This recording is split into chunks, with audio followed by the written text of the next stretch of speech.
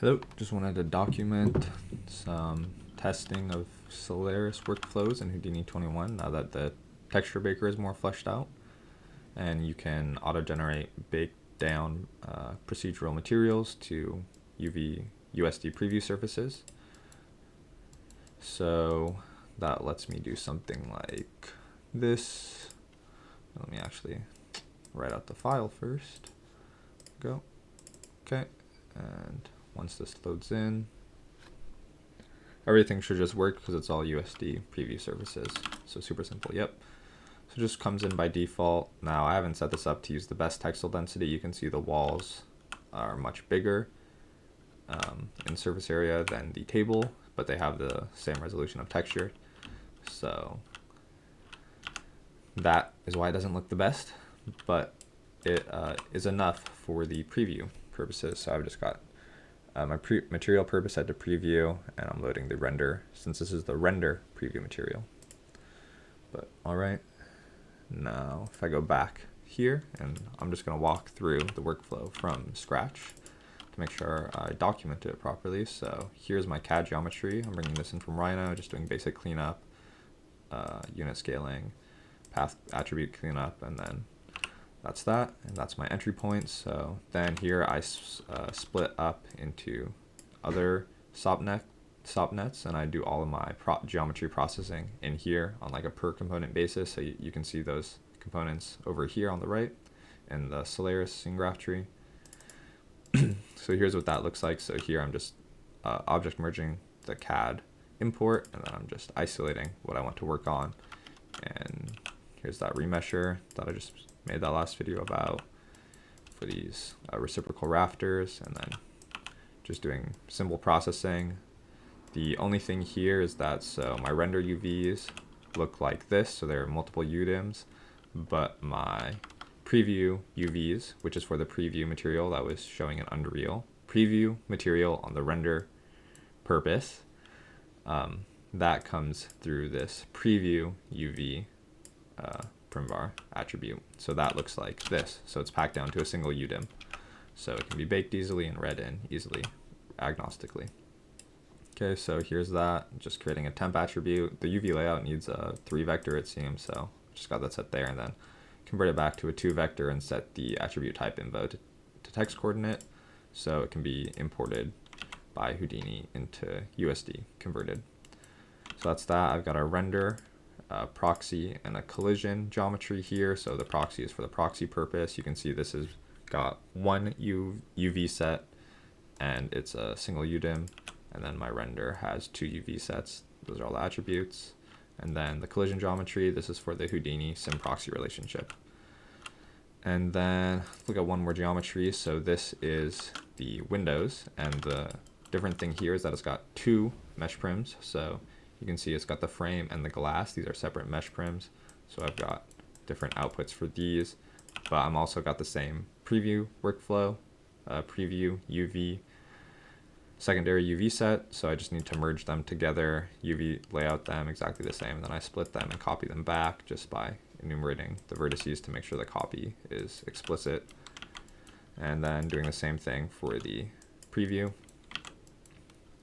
or the proxy, and that's that. So I don't export these manually, so this is all my geometry layer setup like you were doing a normal asset setup. This is the geometry layers, and then I come in here, and then I do this all with tops. So here I get all the SOP nets. You can see any type of geo. See here, you can see the type is geo, and then but not the CAD import because I'm not writing that out. And then here I just get the ROP in here. So this is where the actual geometry layer is getting written out. And I accidentally just initiated a very expensive cook, which I do not want to do. All right, so that's why I have all of these turned off, because I do not want to cook them every time I open up this file.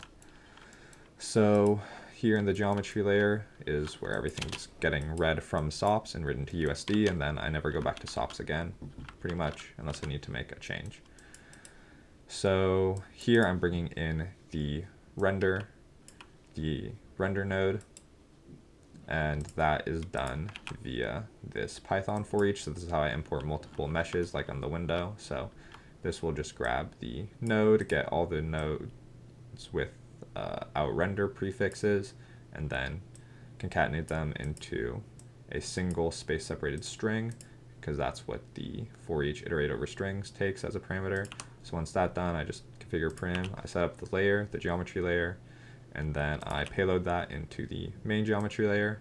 So this is the single purpose layer, in this case my render, and then this gets payloaded in, set the metadata, and then I do that with the proxy and the collision.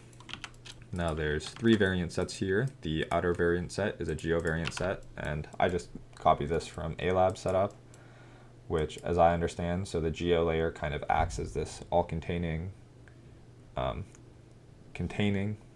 variant set, and that lets you not only use USD to transfer and organize imageable geometry, but also utility geometries like a T-pose character.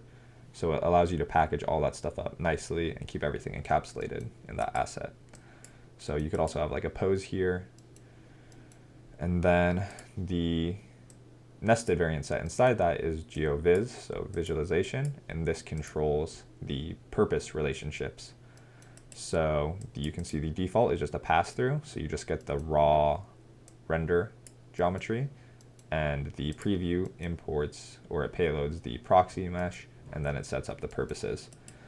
And the reason this is done in a variant is because if you had the purpose set by default, for example, like the component builder, and let's say you're in purpose, you had your viewport purpose set to proxy, but then you were doing some like up close editing and you wanted to see a couple meshes as a couple objects as their render mesh, well, you would have to set everything to render. Whereas if you have it set as a variant, you can just pick the render variant, the render mesh variant. So that's what the geo visualization helps with.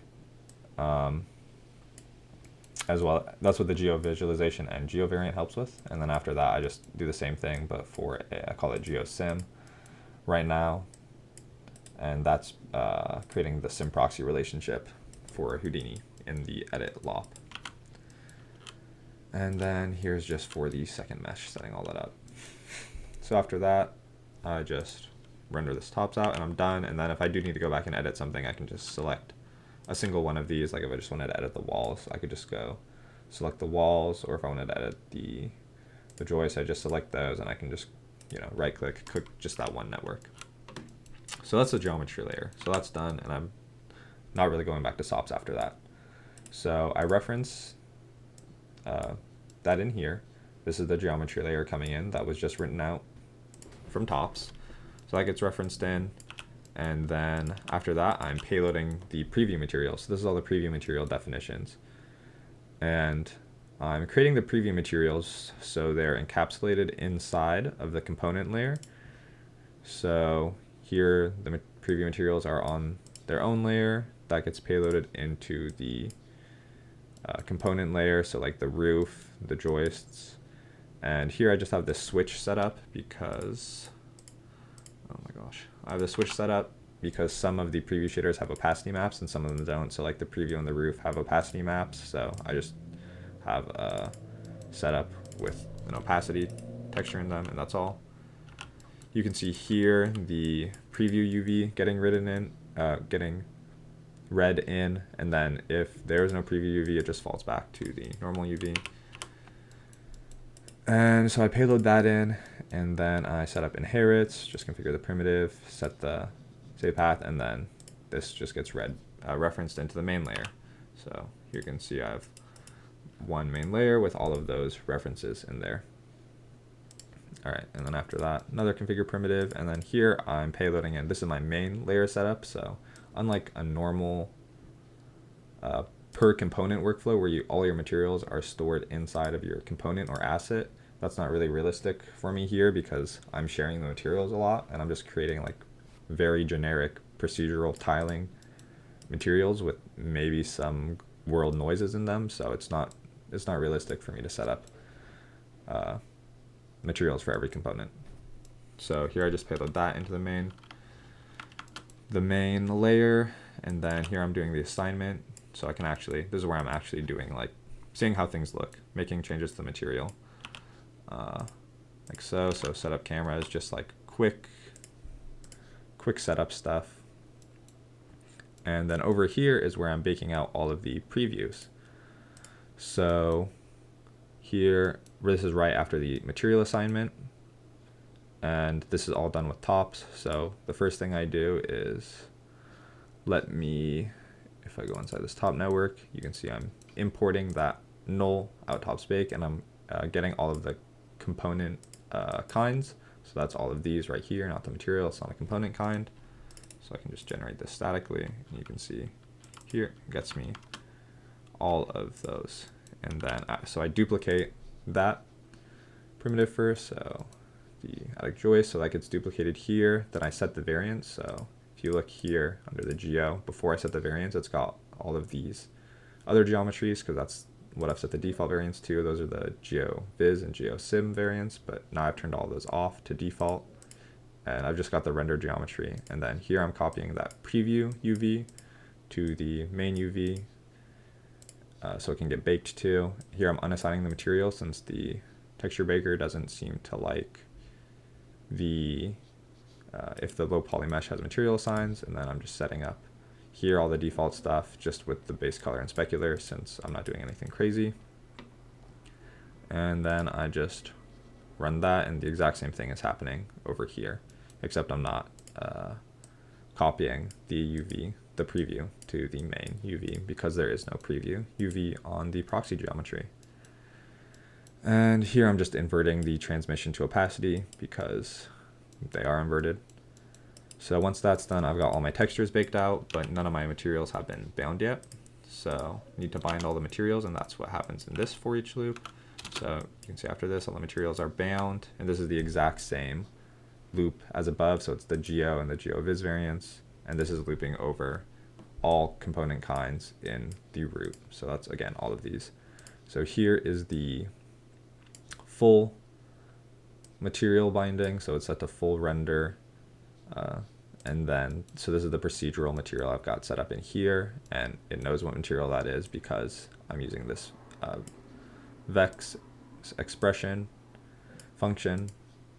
And then here I'm setting the preview purpose material. So if I click on here, if I go to the render, you can see the material binding at the end here is there's a full and a preview binding.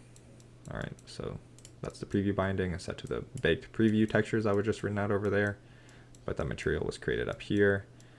And then this is the GeoViz variant set, so where the proxy gets written in. So here I'm just assigning the proxy preview material, except here I've got the purpose set to all because the proxy geometry has no, it only has one material, so there is no full or preview. So you can see that here. And then here is the other proxy geometry.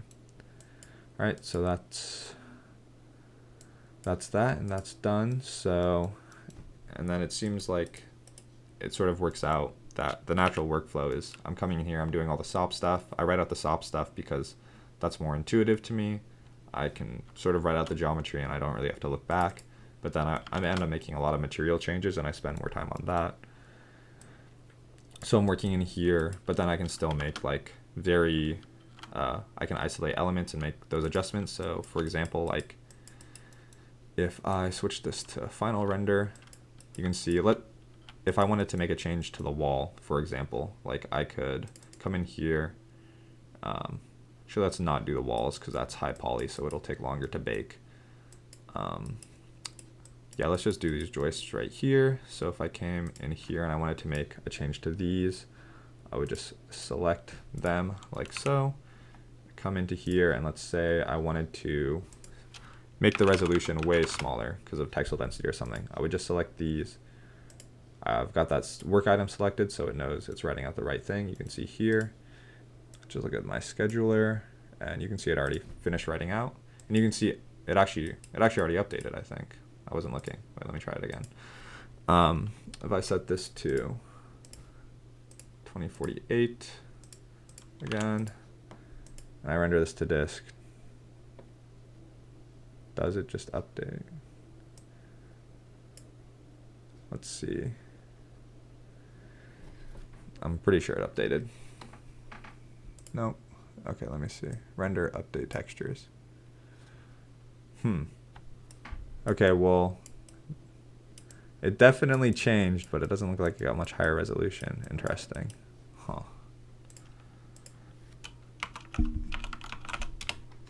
Let me see.